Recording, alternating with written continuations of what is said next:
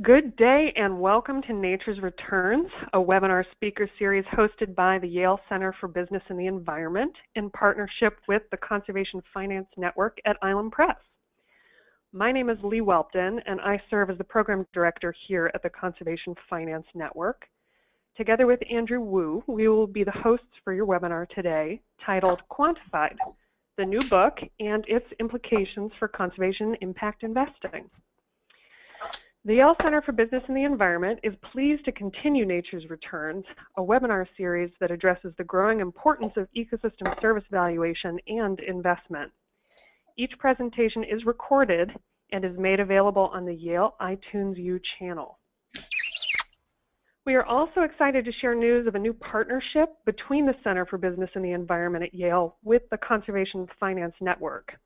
This initiative will provide original content and share timely news, events, and resources on conservation finance online. Stay tuned for more to come. Founded at Island Press in 2012, the Conservation Finance Network seeks to accelerate the pace and scale of land and resource conservation, restoration, and stewardship in the U.S. through the application of financial tools and strategies.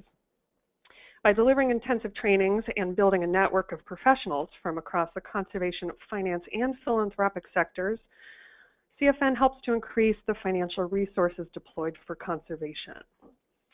So we are pleased to have Joe Whitworth with us today. Joe is president of the Freshwater Trust, an organization that protects and restores freshwater ecosystems using science, technology, and incentive-based solutions. Joe's been responsible for the organization's strategic direction for more than a decade and has grown the organization's budget tenfold during that time. As his book details, Joe is focused on the next generation of conservation tools at the intersection of technology and finance to get results on the ground. He holds a BA from Dartmouth and a JD from Lewis and Clark with an emphasis in natural resources and water law. For today's session, Joe will present his provocative new Island Press book, Quantified, Redefining Conservation for the Next Economy, in which he challenges us to recognize that a 21st century economy demands 21st century environmental solutions and calls for the application of new technologies and financial innovations to freshwater resources in order to accelerate the pace and scale of conservation.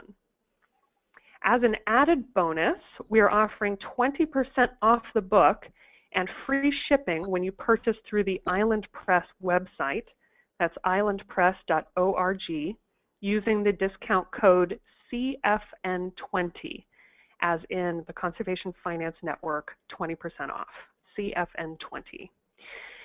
So before we begin the presentation, we'd like to remind our listeners that questions are welcome and will be directed to Joe by Andrew at the conclusion of the talk. You can type your questions directly into the GoToMeeting chat window that you'll see in your browser. And with that, we welcome Joe Whitworth to Nature's Returns. Joe, I will let you take it from here. Great. Thank you, Lee, and thank you, Andrew, for hosting this, and welcome to a talk about the book.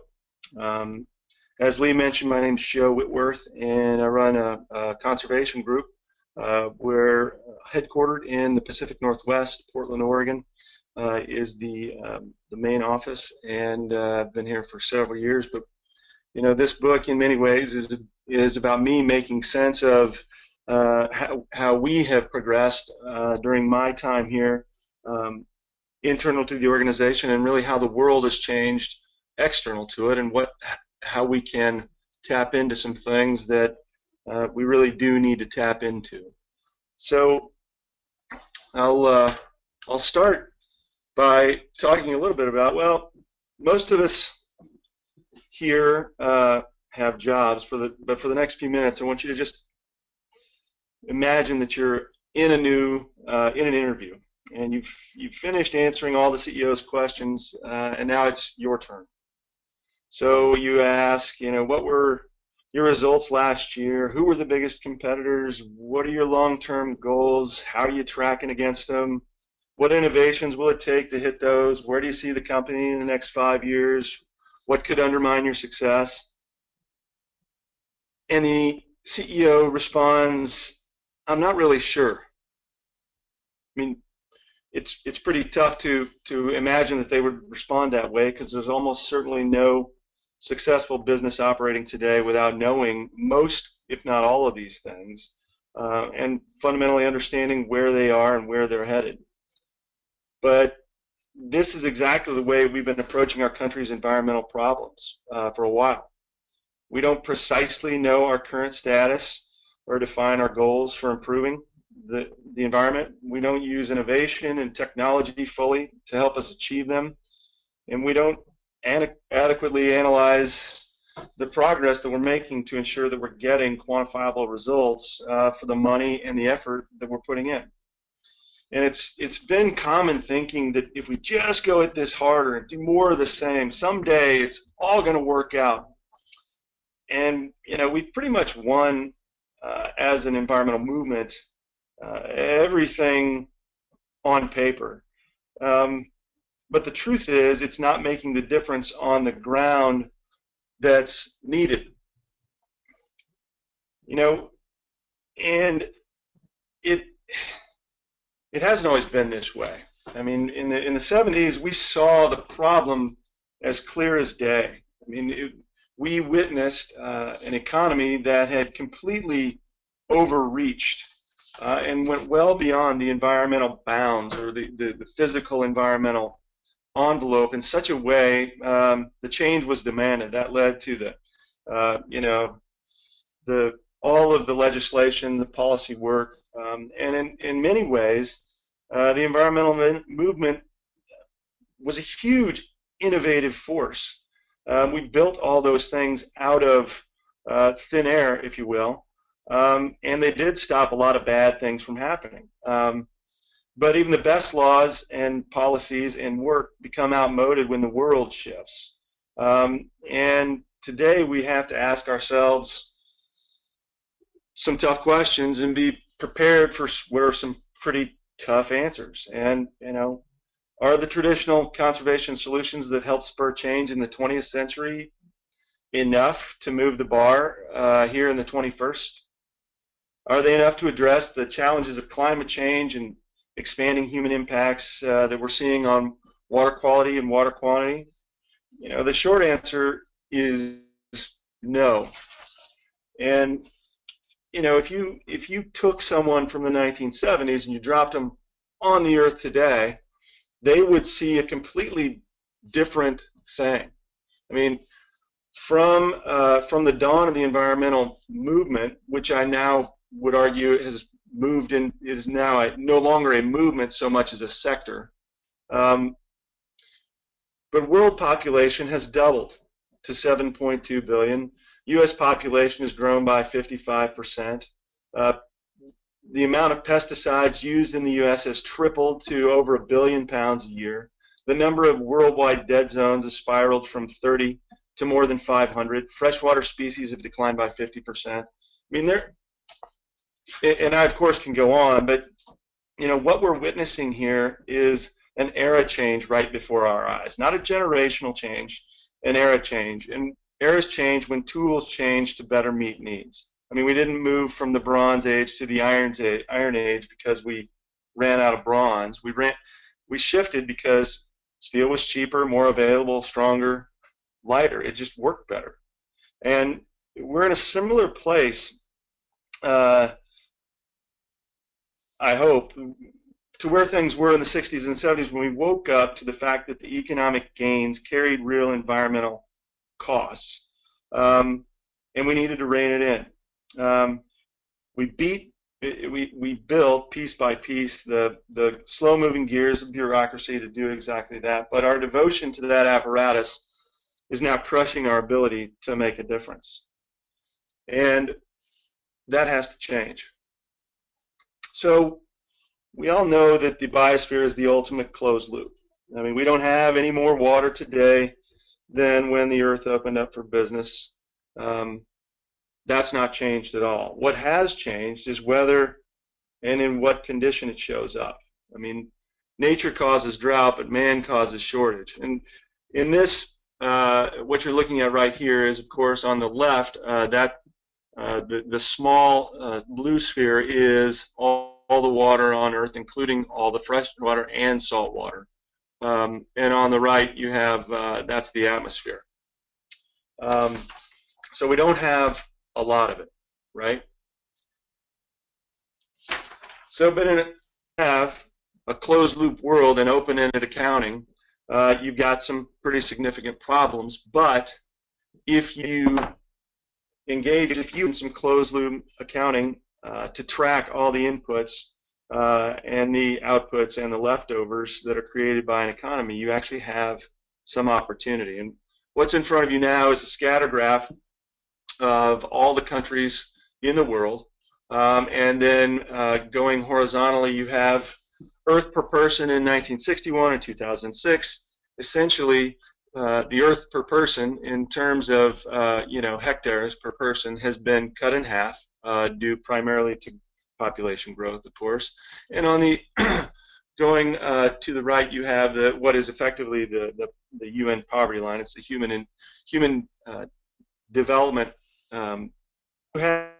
index, where you want to be beyond that, but we need to be below the Earth per person in order to have something that is a properly designed economy. The striking thing about this is that you don't have any countries in the high human development box that is within the Earth's limits. And that is a bit of a scary proposition. Malcolm Preston, who is global head of PricewaterhouseCoopers sustainability practice, makes sense of it pretty well. He's an accountant by training, but also he's a deal guy. And his point in an earlier presentation was that if all we do is more of the same, we're clearly in trouble.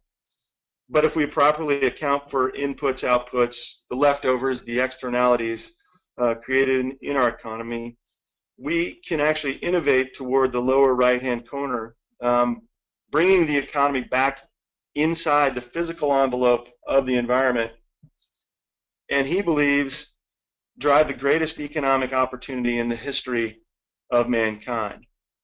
And so I violently agree with Malcolm. The themes of that are certainly explored throughout the book. But the fact is that new solutions that are enabled through technologies, remote sensing, cloud computing, mobility, data science, quant, efficiencies, new transaction methods are available to us that would unleash the environmental gain that we need pretty desperately right now, but they're just out of our reach. And so what we need to do is understand it's time for a shift, and understand that the last 45 years using the same tools and strategies with some minor refinements really need some updating, if not abandonment, in order to move beyond just doing the work to improve the environment, but actually measuring the outcomes and getting the outcomes. And this is, after my 15 years in the conservation world, I don't see any other way for us to make the kind of difference that I understood that we intended to make back when the modern environmental movement began. I mean, we really have no choice but to go 21st century on our program. And so when I looked at the work that's out there, I looked at a lot of our work.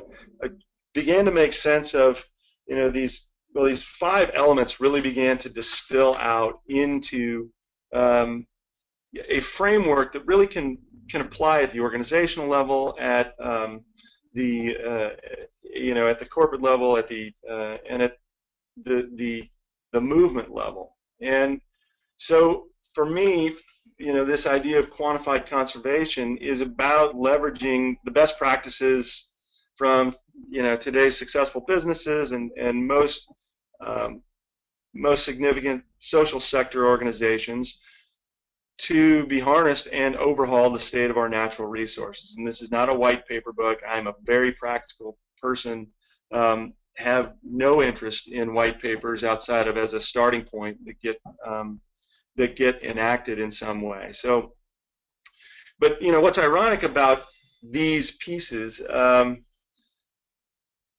and really how things have evolved. I mean, in the 70s, business was always the bad guy, and the enviros were the innovators. But that shifted, and today we need to take a page or two from these. So from these entrepreneurial playbooks that I think can make a pretty important difference here. So they're listed here, and I'm going to run through each of these so you get a little bit better sense. But it's situational awareness, outcomes, innovation in tech, data and analytics, and gain.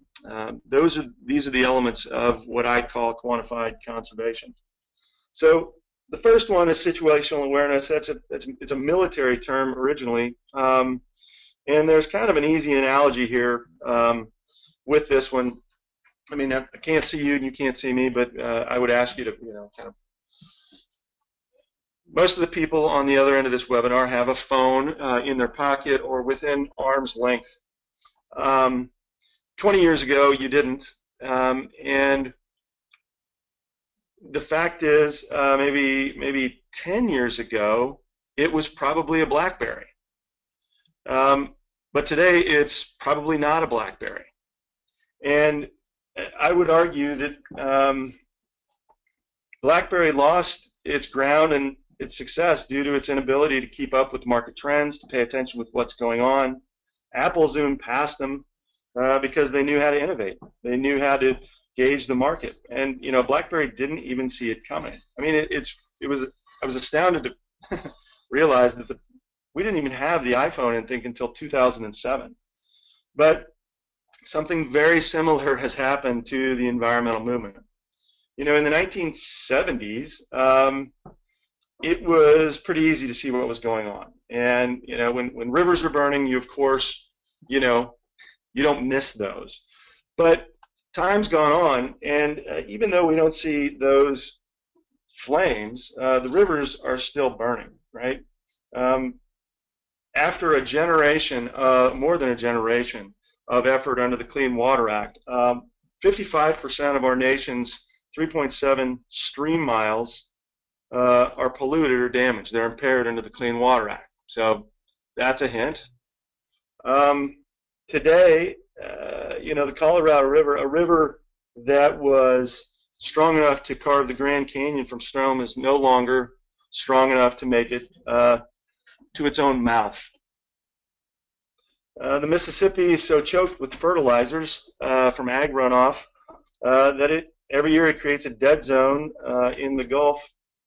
Something on the order of 6,000 to 8,000 square miles, and because we all want consumer goods that are made with water, I mean, the demands on our water resources are only increasing.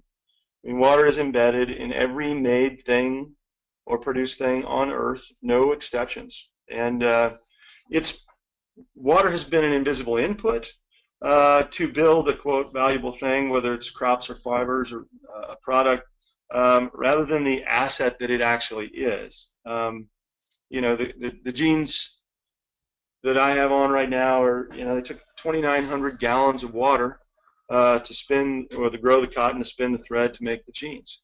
And the byproducts of that, if they were grown in Pima, Arizona, are that, the Colorado River Basin is dewatered. And nobody asked me about that, but that's what's happened. That's the system we're working on. And so, the reality is we have to wake up to where we really are, and that's going to mean seeing things and seeing things for the first time in a new light.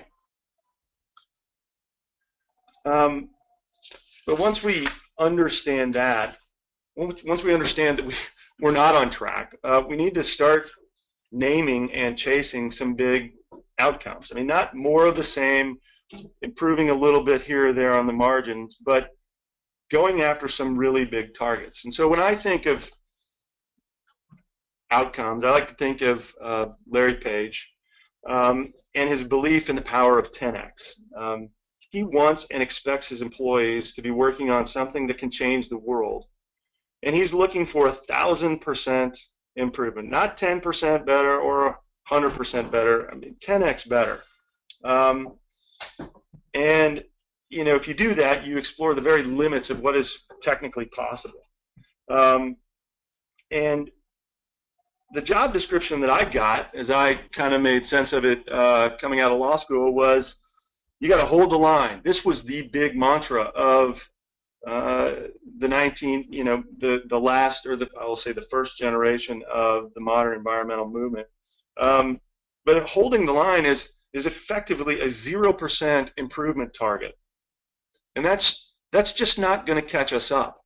I mean, we have to find ways to move ahead, and we can knock down really big targets in short order, but we need a new kind of clarity and commitment on where we're going and what it's going to take to achieve that. But it's not unprecedented. I mean, we see this. I mean, we've seen this very recently in the Murray-Darling. When I say recently, the late 90s, early 2000s, Australia, the driest inhabited continent on the face of the planet. They had a serious drought, a drought that that California hopes never comes. But what we can see is, I mean, it led to all kinds of things. In 2008, they had a 1 million ton rice crop failure, which growing rice in the desert has some downsides, and running out of water because you mismanage it is one of those. But that rice crop failure sparked food riots in 34 countries. I mean, the ripple effect of a single water crisis in a producing region is pretty significant, and we're heading into a time where this is not going to be all that abnormal. So we really have to get out in front of it. But what Australia did, it led to the Water Act in 2007 that created effectively a water budget, right? That was tied to the physical limits of the resource. I mean, they reloaded their entire water rights scheme, essentially setting up a cap, prorating water rights based on past use, setting aside environmental minimum flows, buying out several of those uses that were profligate uses of water, and utilizing water markets to reallocate water from low-value, high-water crops to high-value, low-water crops. It was not without its difficulty. It was not without its bumps, but it's working. And I think there are several of the themes here that we can extract from Australia, and we can see those coming to a place near us, I think, in the not too different future. But Australia obviously had to act, and they had to have a big outcome in the face of crisis. But we can act in advance of crisis too, right? And that's where innovation comes in. I'm convinced the old tools alone will not get it done. And the way we are going to augment that is going to be enabled a lot through innovation. For too long we've been telling ourselves that we do just more of the right thing, we'll win, but the results are telling us that's just not true. We got to work smarter. Innovation is a big piece of that. And if you look at about any successful company out there, they've pulled from just this vault of vision and possibility that it's almost the stuff of science fiction. Google's making the self-driving cars. Teslas are faster than Corvettes. Kids are flying drones. Apple has us talking into our watches like Spock or Dick Tracy. And no matter how you feel about these unique innovations, when it comes to saving our world's water supply, we could take a page out of the innovation book. And there are plenty of pages to choose from. Now, an obvious one is we need to understand the state of our watersheds in real time. I mean, I'm not going to say that techno gadgets are going to save the environment and fix the economy. They're not. They're enabling devices. But this map I showed earlier, this map took more than a decade to put together, right? I mean, the fact that it's all red and these are the millions of stream miles that are there that are impaired, I mean, that's scary in itself. But scarier than that, to me, is the is this, how long it took. I'm going to jump out here very quickly and then hopefully jump back in very quickly. But the,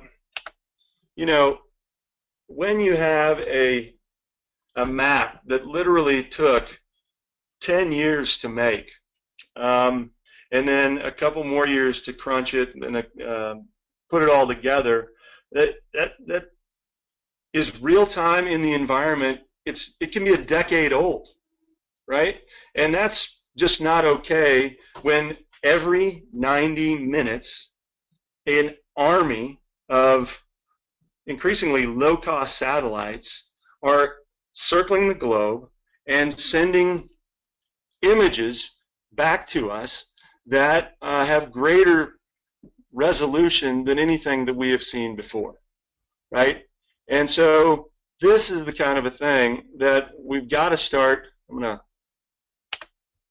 It's funny, I don't have anybody to blame for my AV here, so I just have to say it is my fault, the clunkiness.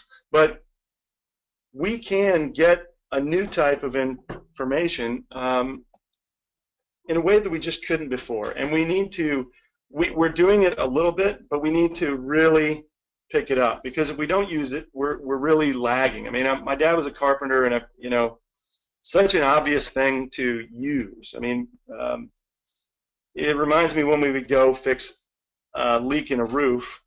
It's simple problem, simple solution. He could patch it pretty quickly, and the job was done. But if he didn't know where it was, or he'd never looked, he couldn't fix it ever, unless we just went out and tarred the whole roof. And in a lot of ways, that's what we're trying to do, and it's just not happening at the rate that it needs to. I mean, we've got many organizations are starting to utilize this technology. We already have software that can increase dramatically the pace of permitting projects to restore rivers. That has historically been labor intense, manualized, sequential, because all the agencies had to have different statutory mandates, politics, operating procedures. But all of that stuff can be done simultaneously now. I mean, we can input the agency's requirements into an algorithm that operates under comprehensive sideboards, and we can process permits in seconds instead of days or months or years. In the same way that TurboTax, revolutionized how we file taxes, or how we can get any book ever written in any language anywhere in the world in 60 seconds. And technology it's not the answer, but it is an enabler. We can streamline processes without shortchanging the environment now. Time can be saved, dollars can be stretched, results can be better, and the question really isn't can we do it, the question is why are we not doing it?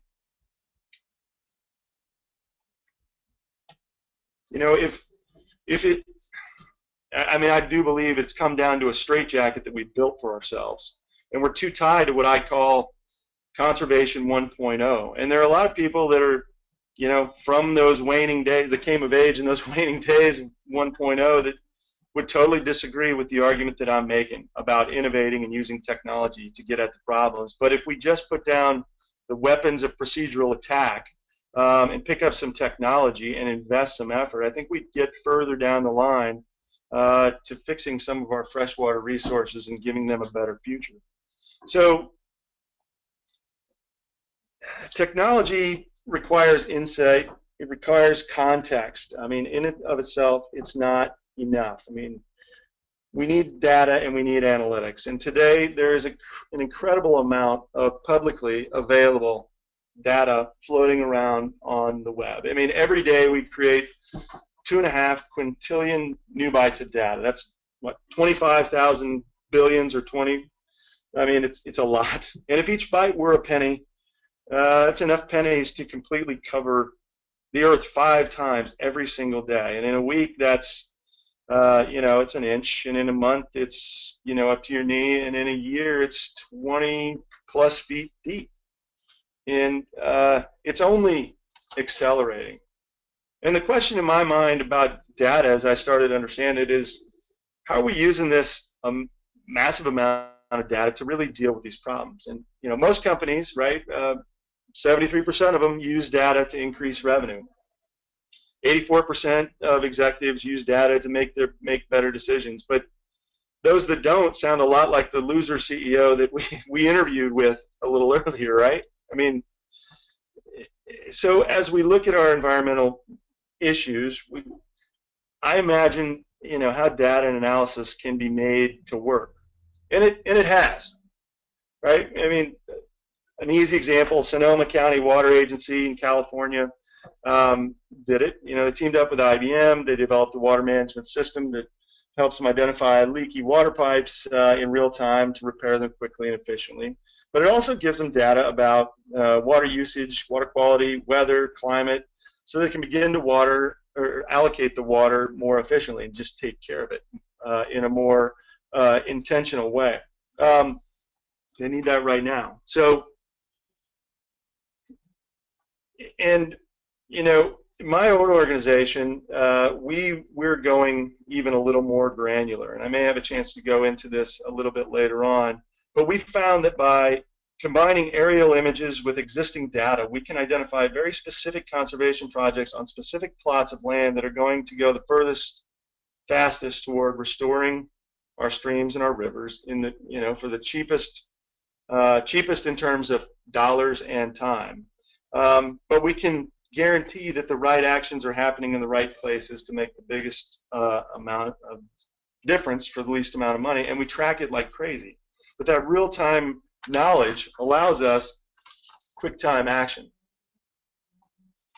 So the other challenge here is how big the problem is, and I'm not naive to the fact that these are the issues facing freshwater ecosystems are just massive. But to match them, we're going to need scale. We're going to need to restore entire river corridors, not just pieces here or there, if we want fishable, swimmable, drinkable waters. And the immutable truth of all this is that restoration takes some serious cash. I mean, to fix our rivers, we're going to need to likely double our conservation workforce. And the good news is we can go a long way to doing that with the cash we're already spending. I mean, federal government spends more than $6 billion a year on programs targeted at enhancing water resources. States and municipalities throw down maybe another $2.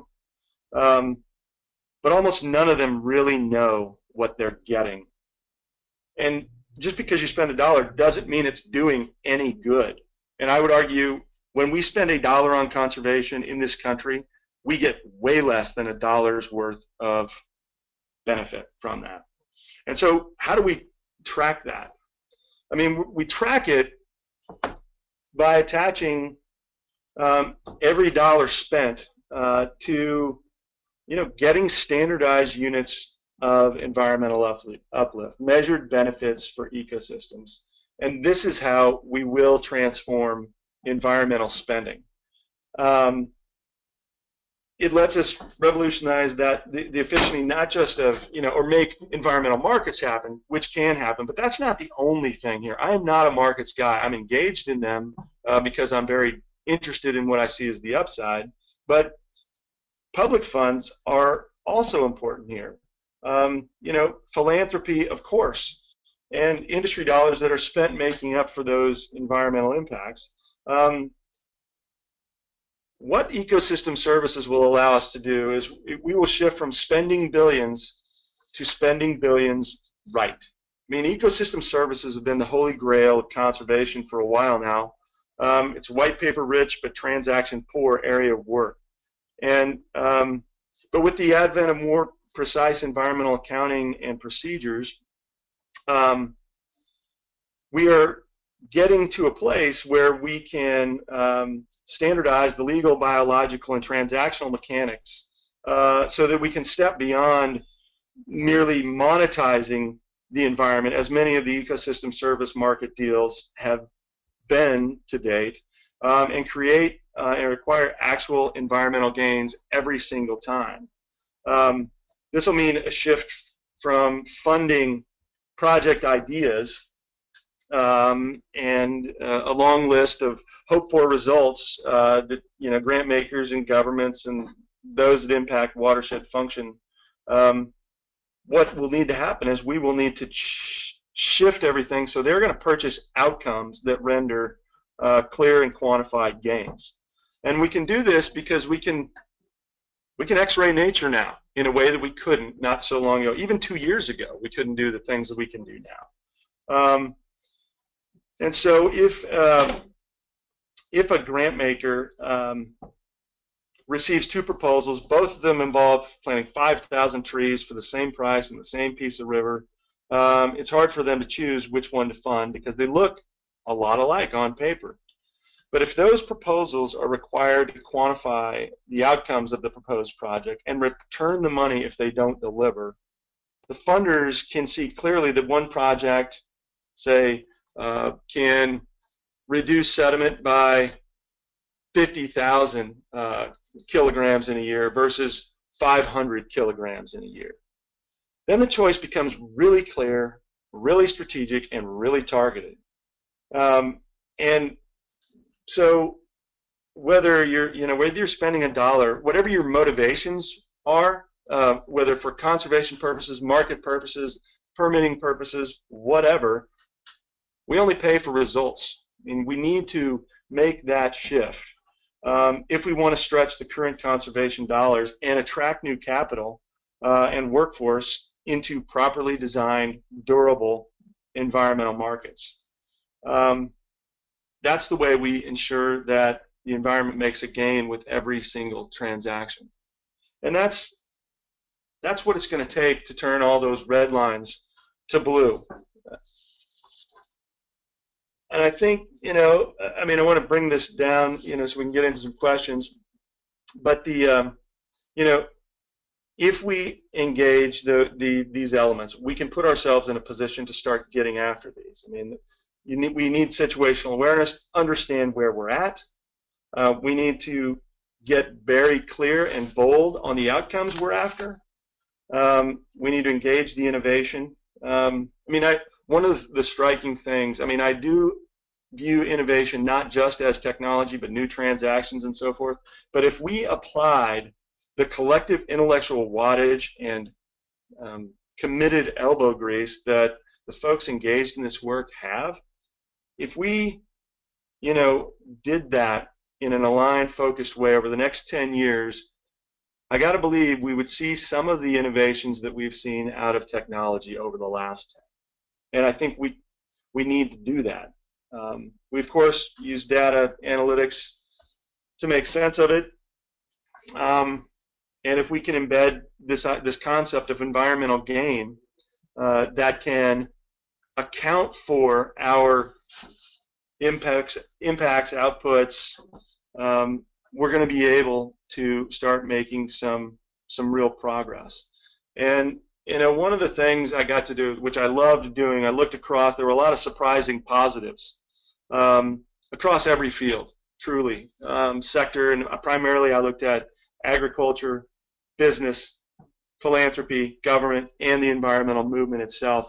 And there were a lot of great things going on, but the innovation was the exception, not the rule.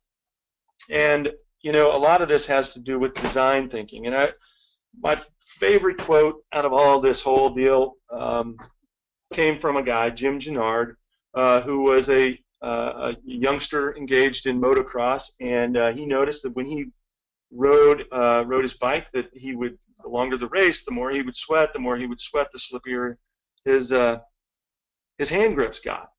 And so he said to himself, what I need to do is I need to design a hand grip that actually gets grippier the sweatier I get, which was, of course, contra to everything that everybody had thought been possible to date.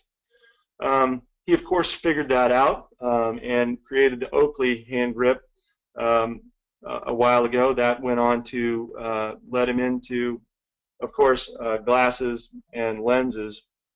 And his quote that really kind of just hit me right in the jaw was, everything in the world can and will be made better. The only questions are when and by whom.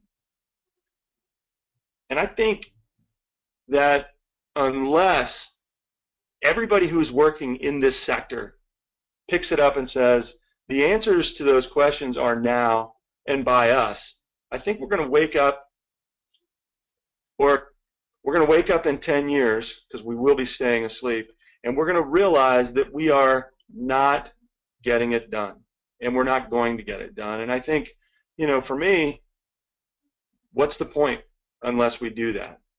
I'm a big believer in fixing problems, and I think we've got now a real opportunity to do that. So hopefully we got some questions, Andrew, and we can run through some of those. Sounds great. Joe, thank you very much for your presentation.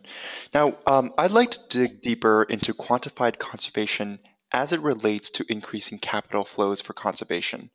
In your book, you talk about quantified conservation as an enabler of environmental markets where companies can buy or sell, say, units of environmental quality. Now, one issue that arises is the locality of many environmental benefits like water quality, which in turn limits the number of investors willing to pay for environmental benefits and thus limits the size of the market. To what extent can quantified conservation address these inherent limitations? And could you provide a local example that has addressed this challenge in any way? Yeah, great question. And again, I'm not a markets guy, I'm a conservationist. And I do believe that if we really want to fix these things, we do need to increase capital flow to these issues. And it's got to be done in a way that finance wants to play. And I think that both the conservation side and the finance side are really slowly starting to speak each other's language. And what quantified conservation does is it provides, through quant, the lingua franca, the units of environmental uplift. That can enable the money to do business with the environment in a way that it just hasn't been done precisely before. So you hit on an issue, locality of benefits.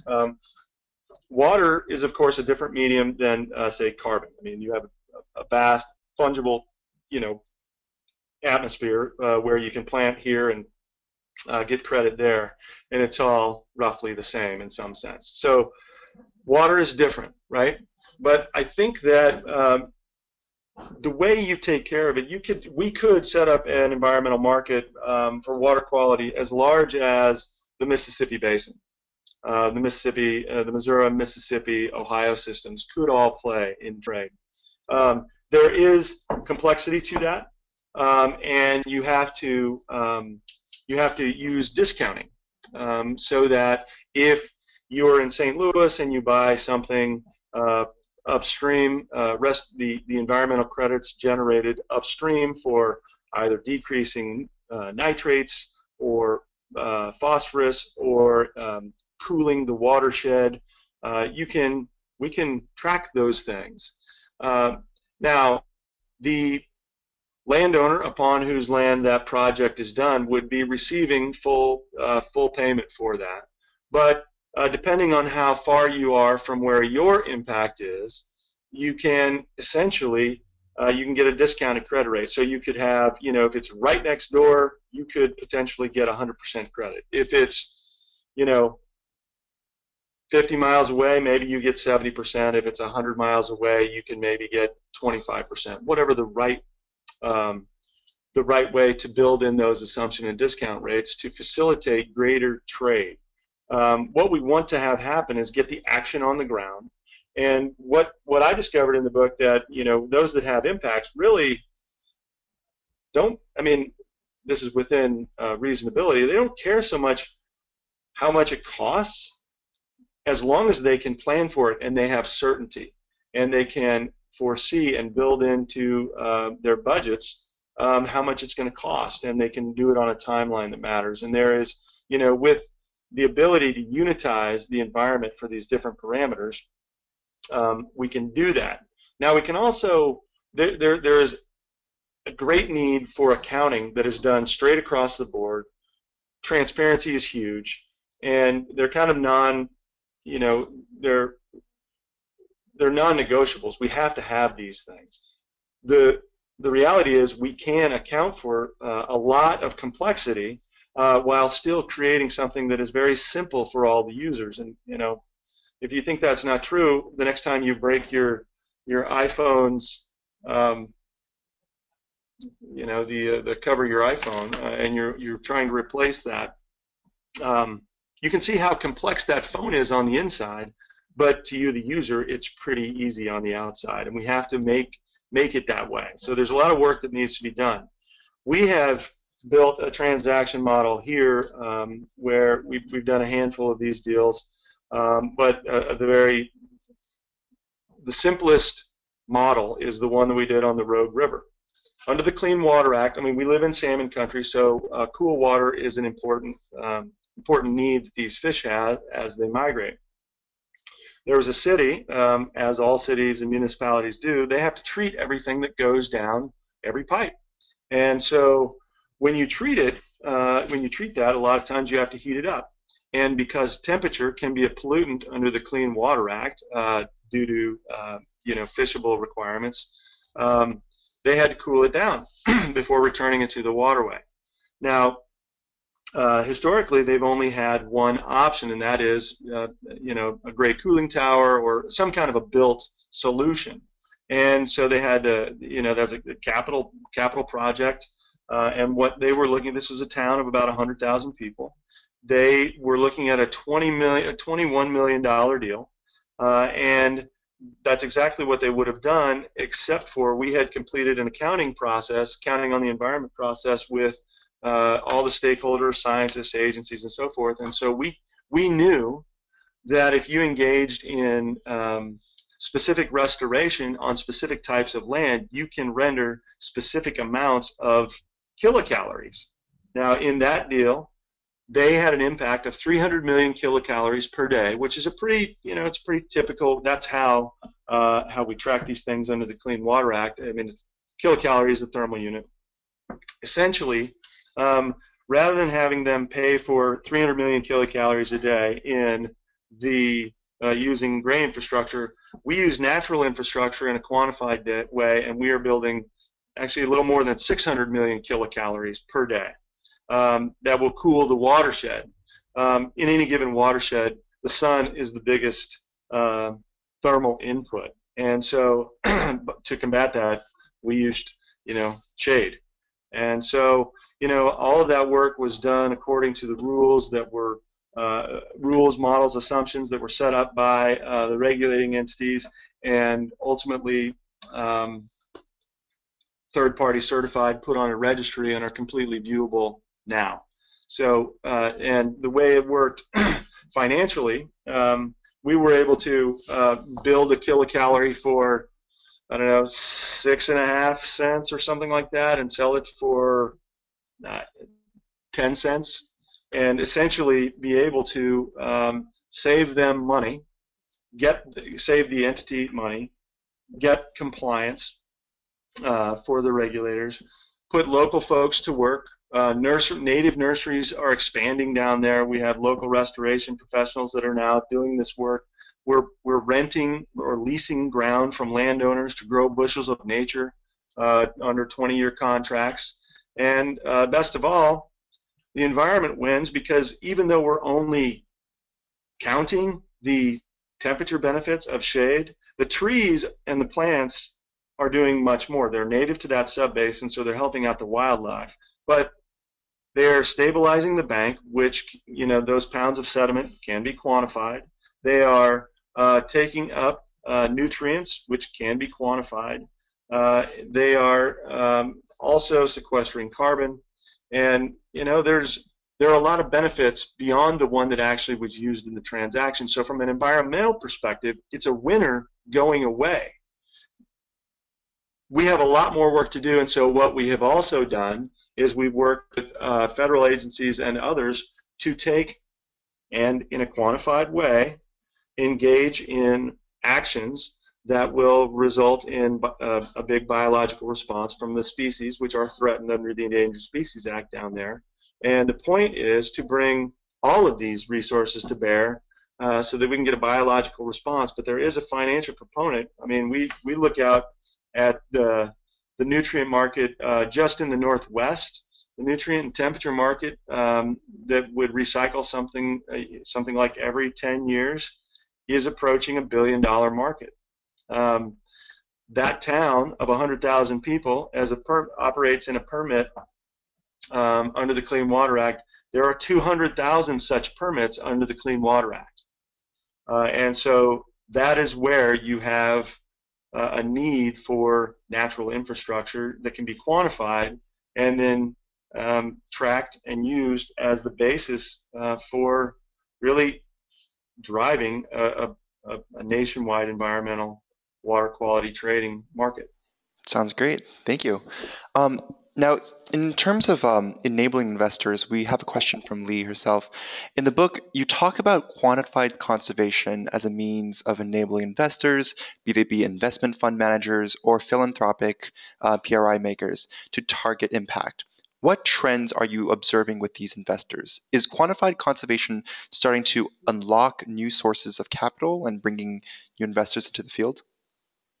Well, yeah, I will say, boy, there is a lot of what I would kind of categorize as the right kind of money that is ready to go, but they need deals.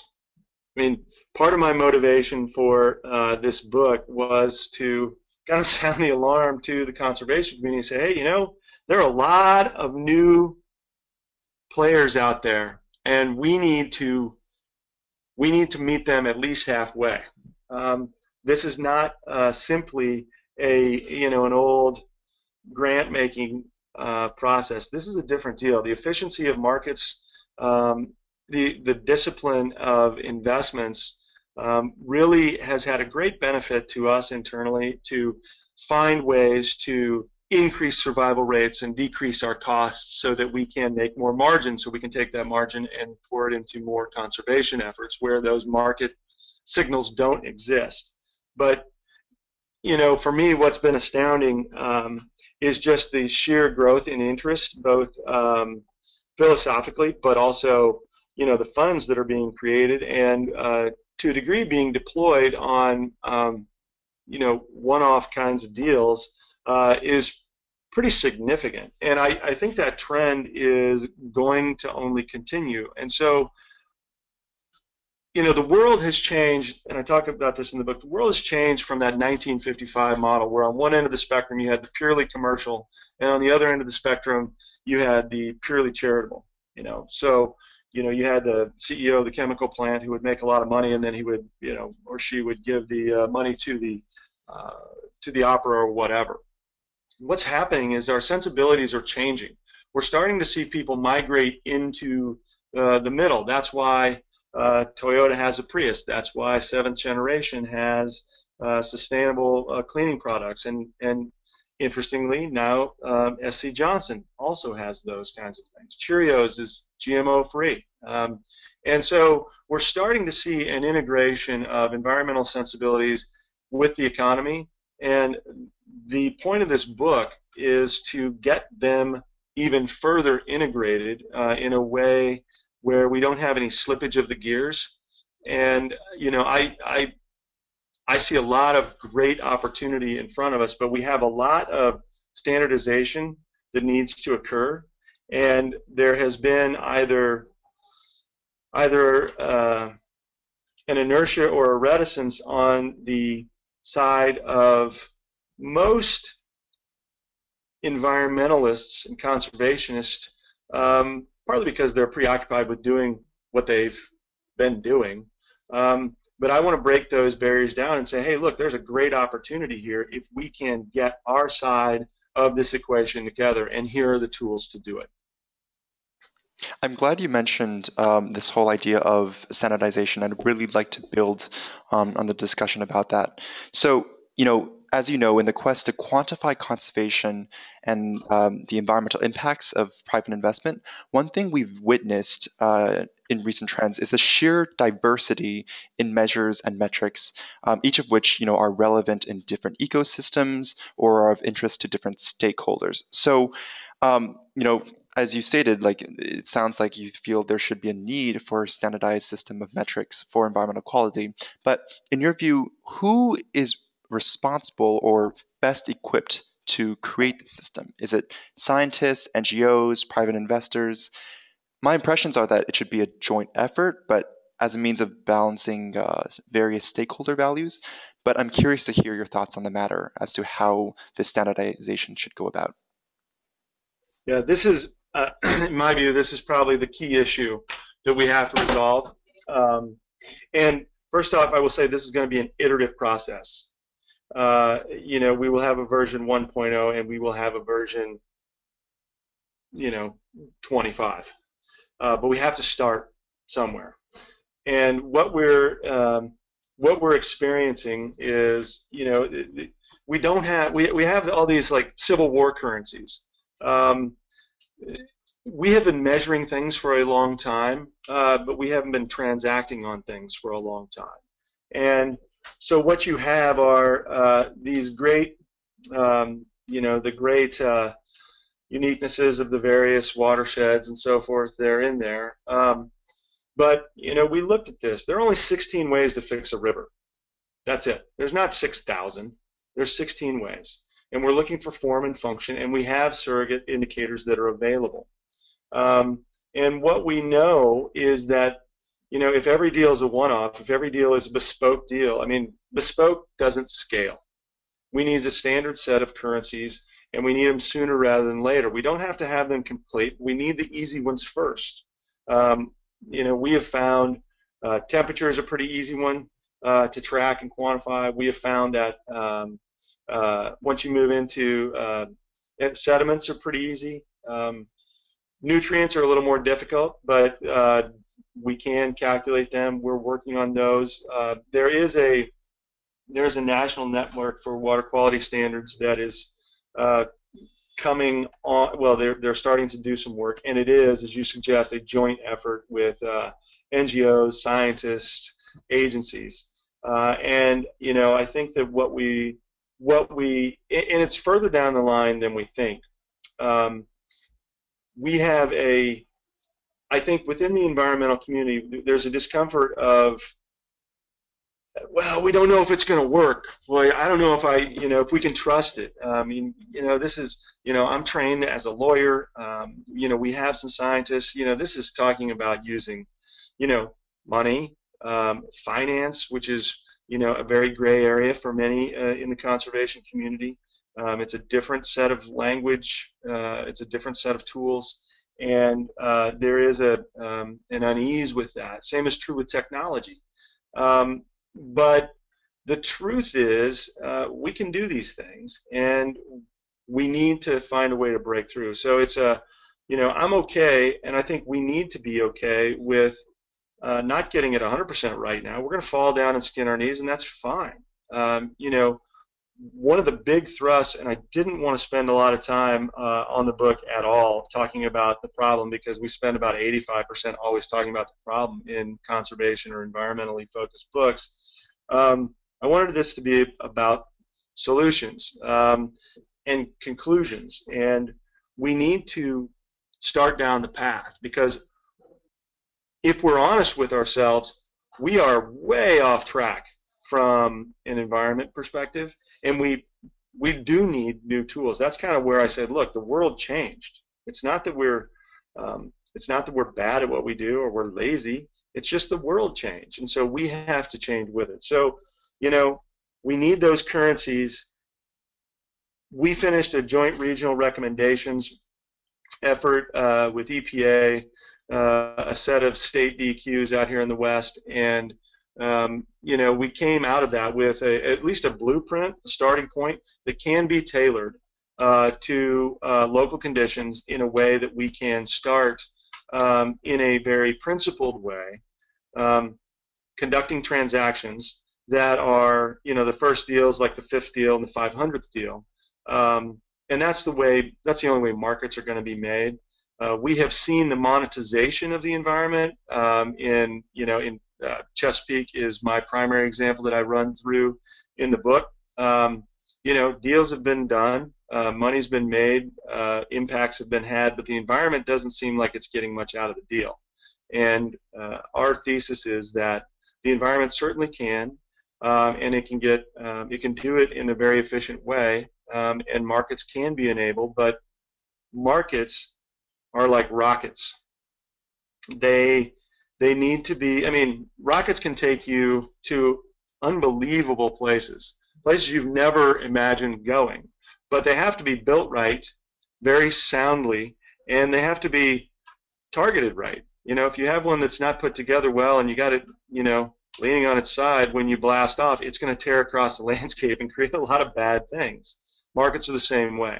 And so I talk a lot about how to properly design a market and what those elements are in the book. Some of those I just mentioned here, but the standardization piece is the big piece, and we can do this in a way that really does make a big difference environmentally, while also generating a lot of capital flow toward the problems that we want fixed, like the dead zone, like getting Colorado to reach the sea, like recovering the fish out here, like fixing the Chesapeake. We can do these things, but we've got to set it up right and then get going on it. And with that, thank you, Joe. That concludes the talk on the new book, Quantified. Once again, we would like to thank Joe Whitworth for joining us today. If you wish to review a recording of this webinar, please visit the Yale Center for Business and the Environment website or access the recording through the Yale iTunes University podcast. Thank you for joining us. Until next time, this is Andrew Wu from the Yale Center for Business and the Environment in collaboration with Lee Welpton from the Conservation Finance Network.